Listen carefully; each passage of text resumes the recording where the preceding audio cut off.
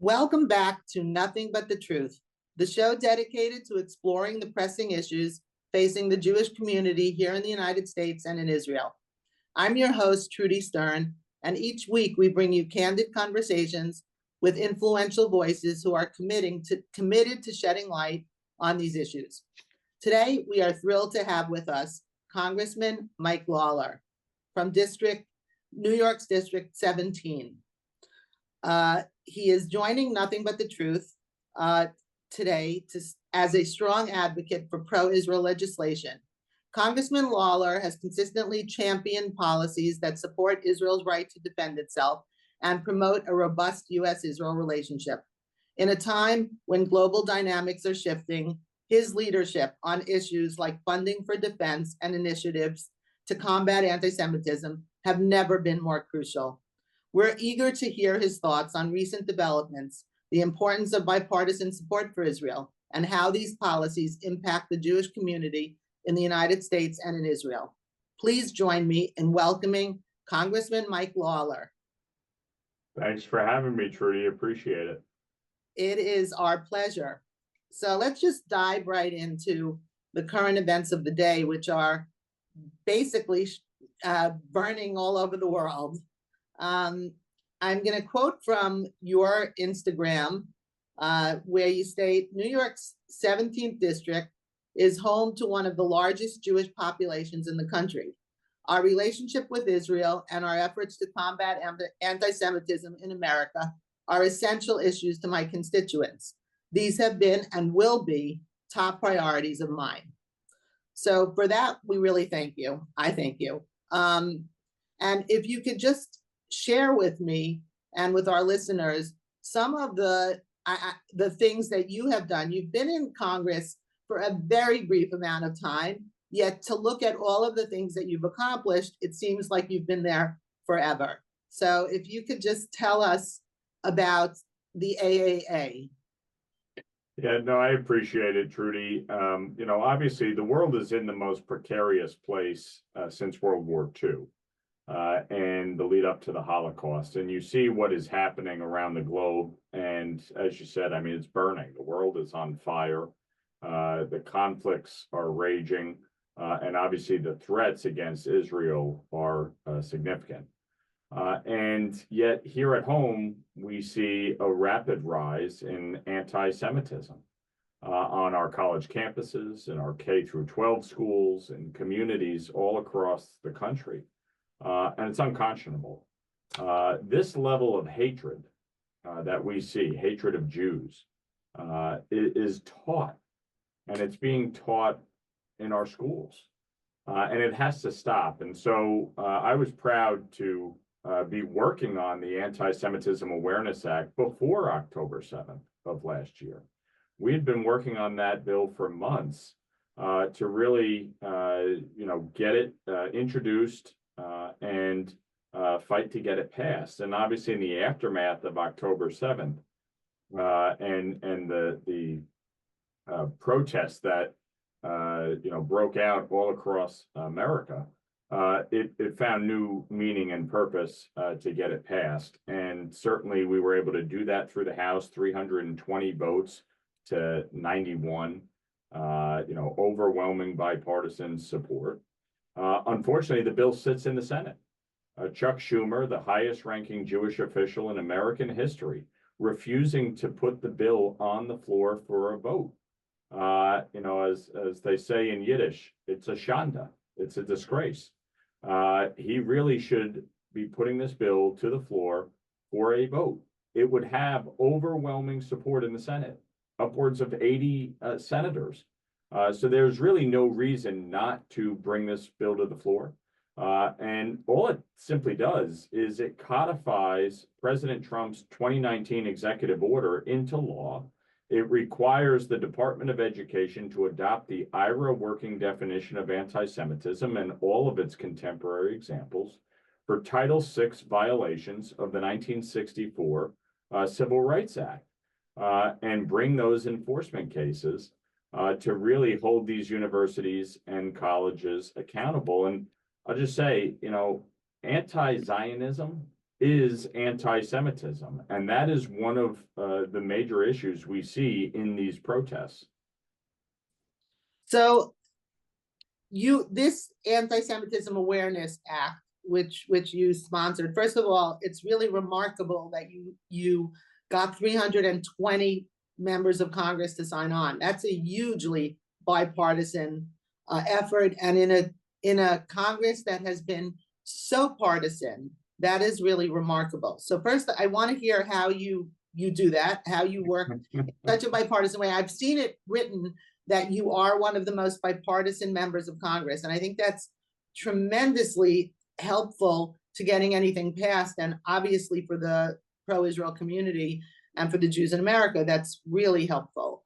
But I also want to just make the comment that the AAA actually works in lockstep with the college hearings that we all saw that became so famous, calling out the college presidents, because now you have something to enforce all of those, enforce. So I think, if you could just comment on that and on the bipartisan nature of how this bill got passed.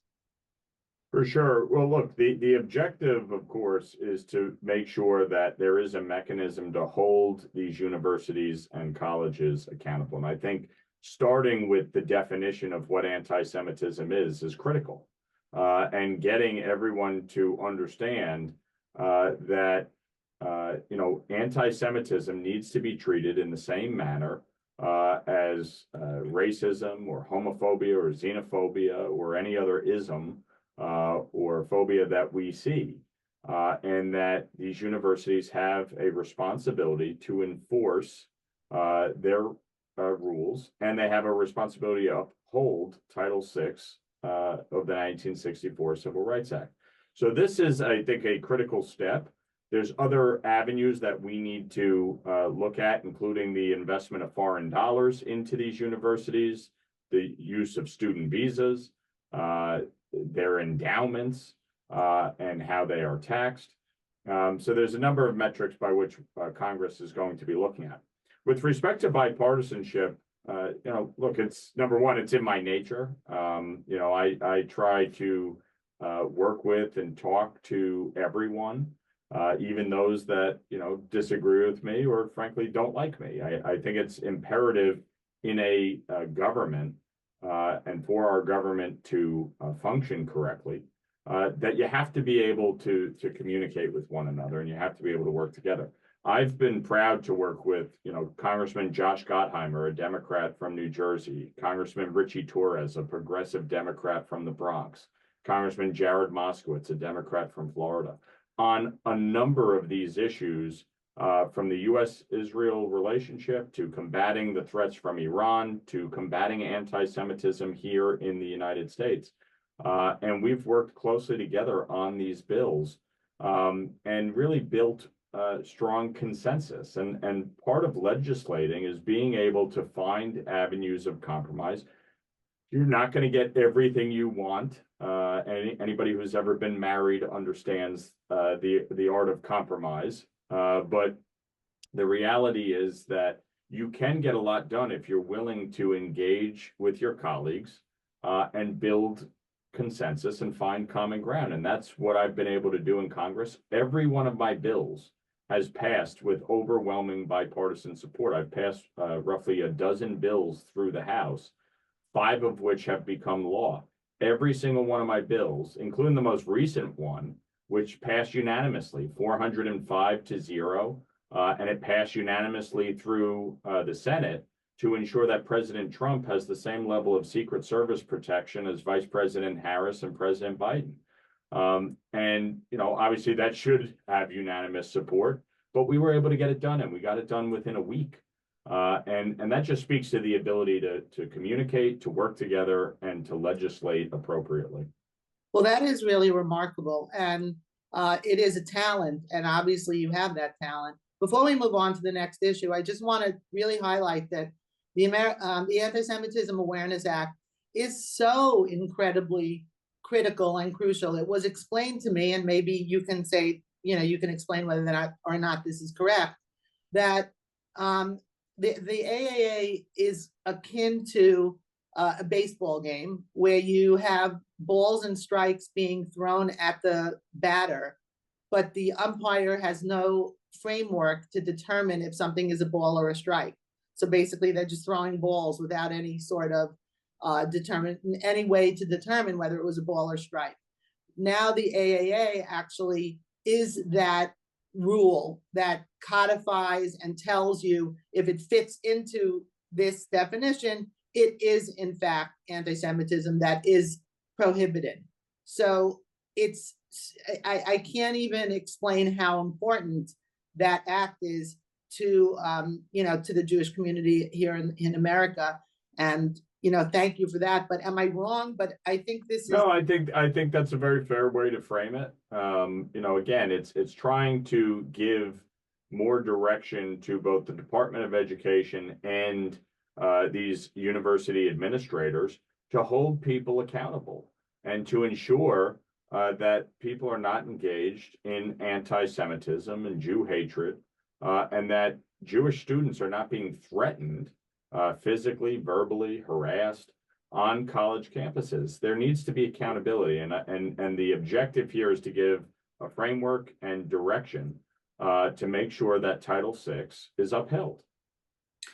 Thank you. This is amazing work that you've done in such a brief amount of time.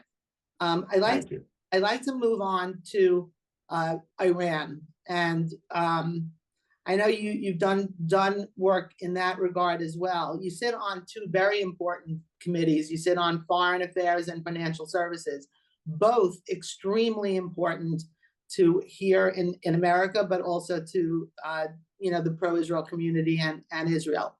So tell us about the SHIP Act. I know that you've recently been involved with the SHIP Act. So the SHIP Act and the Iran-China Energy Sanctions Act are kind of companion bills. And what they do is they target the illicit oil trade between China and Iran. Donald Trump had put significant sanctions in place against Iran and Iranian petroleum, because that's what's funding Hamas, Hezbollah, the Houthis, their nuclear program, their ballistic missiles program. They were broke by the end of the Trump administration. They had no money. And China was back on their heels. And when Joe Biden and Kamala Harris came in, they immediately lifted sanctions on Iran and the purchase of Iranian petroleum because they were trying to renegotiate the Iran nuclear deal. It was a disastrous decision. And frankly, I'm not sure people have fully understood the correlation between those decisions and what happened on October 7th and the aftermath, because the reality is those funds that Iran was able to procure once Joe Biden lifted sanctions are what is funding the terrorism that we are seeing and the attacks on Israel. So when they lifted the sanctions, China went and purchased Iranian petroleum at record levels. 90% of Iranian petroleum is purchased by China. And it's increased Iranian petroleum sales by over $100 billion. It is absolutely outrageous.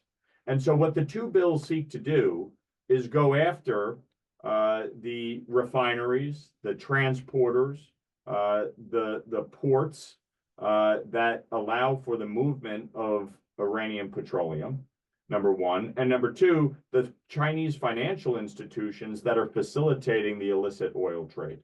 And so we passed this through the House, and we're able to push to get it into the supplemental aid package over the objections of the Biden administration. But Speaker Johnson and Chairman McCall did a wonderful job negotiating this, making sure that these two bills were in the supplemental aid package. They got signed into law. And just yesterday, the administration finally released an initial report as required by the SHIP Act. But this is absolutely a critical initiative that the United States needs to crack down on this illicit oil trade if we are going to combat the terror threats that we have seen from Iran and its terror proxies in the region. So why do you think that the Biden-Harris administration did that when they came into office? What was the motive? Why would they do something like that? Because like with everything with Joe Biden and Kamala Harris, it's optics. You know, the disastrous withdrawal in Afghanistan was not based on conditions on the ground. It was based on a date certain because Joe Biden wanted to be out of Afghanistan by the 20th anniversary of 9/11. He wanted to be able to say, I got us out. Well, 13 U.S. service members died as a result of their disastrous handling of that withdrawal. And you look at Iran, they wanted to renegotiate the Iran nuclear deal, that disastrous deal negotiated by John Kerry and President Obama, and that President Trump withdrew from. And they wanted to renegotiate it. And so they were willing to lift sanctions and willing to allow Iran to get funding as kind of an initial offering in these negotiations. It's just insane. And for the life of me, I don't understand why anyone would think that negotiating with Iran is going to result in peace. The only thing Iran understands is strength. And Israel and the United States must be prepared to strike at their nuclear program, period. And if we are not, I really do fear for the consequences of inaction. So for those of listeners who are joining late, I just want to welcome you to Nothing But the Truth and to our discussion with Congressman Mike Lawler. It does seem very odd that when you negotiate, usually when you negotiate, each side gets something. I don't see what the United States got for the $100 billion that were released to Iran. So that seems very troubling to me, to have people negotiating such terrible deals. But also, with regard to their position on Israel, it seems like they're allowing Israel to defend itself, but that seems like all that this administration would like. Harris was on interviews recently saying that Israel would promote Israel being able to defend itself, and defend itself doesn't mean win a war. So is that a fair assessment of what their position is? Can you tell us a little bit about that? Frankly, I don't think they know what their position is. I think that's part of the problem. They're trying to both sides of this conflict. And they have, released some ammunitions. They've held some. They've tried to tell Israel, you can't go into Rafah, you can't go into Lebanon, you can't strike at Iran. Yet Israel is continually being attacked on a multi-front war. And from my standpoint, not only does Israel have a right to defend itself, they have a right to win. They have a right to ensure their safety and security for the future. As I've said to my colleagues many times, if people want a ceasefire, if people want this conflict to come to an end, there's a very fast way for that to occur. It's for Hamas to surrender and release all of the remaining hostages. That would bring this conflict to a close pretty quickly. If you want a two-state solution, that is the end of the conversation. The beginning of the conversation is Arab majority countries recognizing Israel's right to exist and beginning to normalize relations with Israel economically and from a national security standpoint. So there is, from my vantage point, I think this administration has been weak at times. I don't think they, want obviously to see Israel, hurt, but it is their approach to how to combat the threats is wrongheaded, and I don't think they grasp the situation, frankly, that we're dealing with. So I thank you so much for that answer. I want to bring this back to the United States. Whatever they feel, whatever the position is on Israel, is almost secondary in my mind to the threats here in the United States. Israel is basically fighting on the front lines of a war for us. They are our footmen because they're fighting a war of evil. They're fighting a war that against a regime that hates America just as much as it hates Israel. So that I'm really not understanding. Israel is doing a lot of the heavy lifting for what America would have to do if this, if Israel wasn't there fighting Hamas, Hezbollah, the Houthis. I mean, the Houthis have been attacking our troops, since October 7th also. So I'm not understanding why there isn't more of a more light shed on that fact that America's at risk here too. Well, number one, I think what we in the United States, we have a failure here to recognize is that this is bigger than just anti-Semitism or Jew hatred or hatred of Israel. This is a hatred of the United States. It's a hatred of Western democracy. It's a hatred of capitalism. It's a hatred of Judeo-Christian values that are at the foundation of our country and our Constitution. And I think that is where there's a failure to recognize that this is far bigger than just a conflict between Israel and Hamas. Russia, China, and Iran are engaged in an unholy alliance that seeks to undermine and destabilize the United States, Israel, Europe, and the free world. That is the battle. The failure to recognize that in full, the failure to act on that in full is, I think, part of the problem here. So we've been talking about very, very serious issues that are facing the world and America. We didn't even touch on the border, which is allowing in terrorists to our country. But yet the Democrat Party seems to want to make women's health their main number one issue. And they're saying that Republicans want to impose a national ban on abortion and control women's health. Is that correct? Is that true? What is your position on that? No, it's not true. And obviously my opponent and the Democrats have been lying about my record, running these ridiculous ads.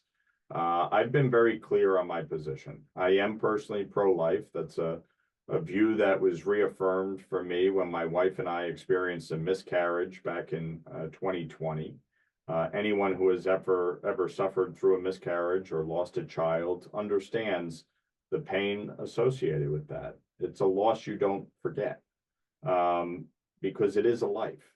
Now, I understand that these are deeply personal issues and deeply personal decisions. And I don't think anyone cavalierly has an abortion. I think it's something they struggle with when they're going through that decision-making process. But I've been very clear. I do not support and will not support a federal abortion ban, period. I have always believed in exceptions for rape, incest, and the life and health of the mother. I have supported legislation to codify access to IVF into federal law. I support access to contraception. I have pushed back against my own party on the effort to ban mifepristone. I will continue to be a reasonable voice on these issues and recognize that, for instance, here in the state of New York, the law is settled. Nobody is changing the law. Nobody is seeking to restrict abortion access here in New York. The law is settled.